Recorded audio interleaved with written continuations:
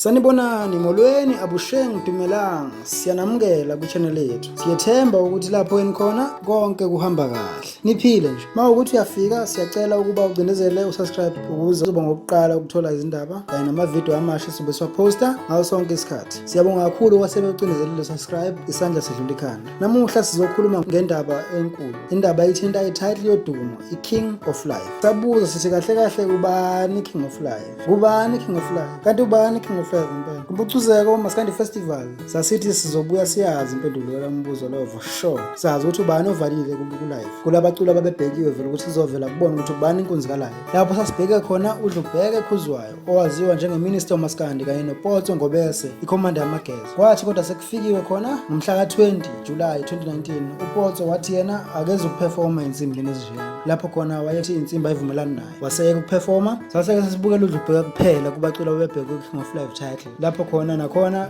owathi sedlala khona uDlubheke kwaphela umcimbi kwase sekuvuka-ke futhi inkulumo ku-social media lapho abalandeli bamaskandi bethi khona uDlubheke udlela amahlanga kanti futhi uPotso kubalekile uDlubheke ngokuthi engaperform. Shuthi bebebuka sengathi uDlubheke ushaya kangangokuthi mhlambe uwenze uPotso wafikelwa uvalo wagcina sebaleka ukubaleka wakhe wasevika ngensimbi. Kwaseke sekudlula lapho-ke kuyeze kufika la ithubeni ukuthi-ke manje belithole ithuba lesibili Amageza Amahle okuyiveza ukuthi empeleni ayingesabi zihlabana amaloli inkunzi lezi ezimbili ezibekiwe okuDlubheke kanye nawo Amageza Amahle kuMkhumbane maskandi festival okuyifestival ebise Peoples Park eThekwini. Sekuyiyo-ke leyo ndaba kuthiwe Dlubheke versus Amageza Amahle. Wadlala uPotso Amageza Amahle konke kwaba right wahamba kahle nje yonke into yaqonda. Futhi wafika uPotso yena waperforma wathi masephuma uPotso nansi clip yakhona uperforma wasekhuluma namazwi athize ethi yena akanawo umculi azoqhathaniswa naye impeleni. Asemculo ukuthi eqhathwe nomuntu yena ulive nje into yakhe akusinto ukuthi eqhathwe nomuntu ngoba ihambela yedwa kulive. Nansi ode clip eyisholo yena-ke lokho.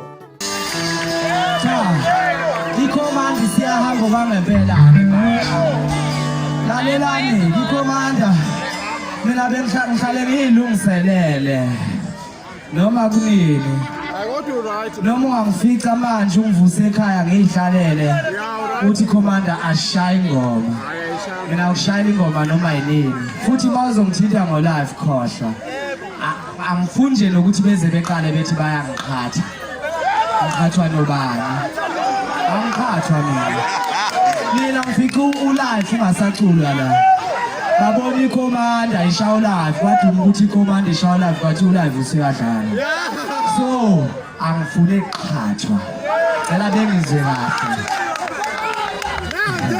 yazi sengiyahamba-ke manje kuzothi useqalile mfana awushaya ingoma sakhe.